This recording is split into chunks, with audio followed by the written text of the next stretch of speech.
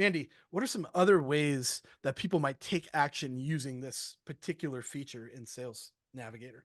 Yeah, so I would also just look into, how well they know them, but also like how do they know them in what capacity, right? Did they work with them? Are they already even in your CRM?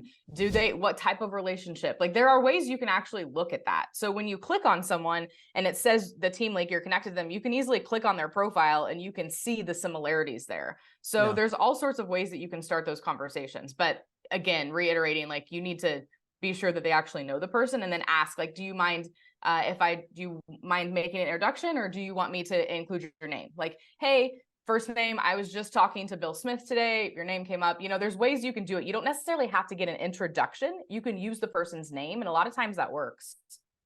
I'm loving where your head is here because for y'all that are wanting to stick around here, you need to stick around towards the end because Mandy's got some great examples of messaging that she's used as early as this week so that you guys can see the kind of messaging that gets the engagement. Remember that everything you do on LinkedIn is centered around getting engagement, not selling. And that's why Mandy's approaches here are important. You're looking for that connective thread.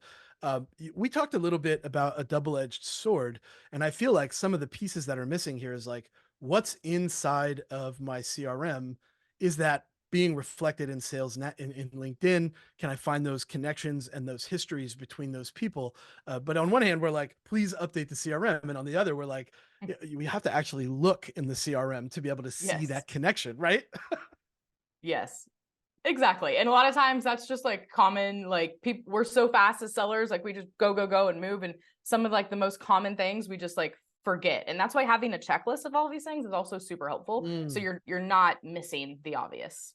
A checklist is big. Jed Marley is actually a big checklist guy, and I used to doubt the value of checklists until I started using them, and now I find myself using them all the time. Check this out. It looks like 63% of our voters here didn't even Hey, know about Team Link. I'm pretty awesome. sure that that's been around for some time.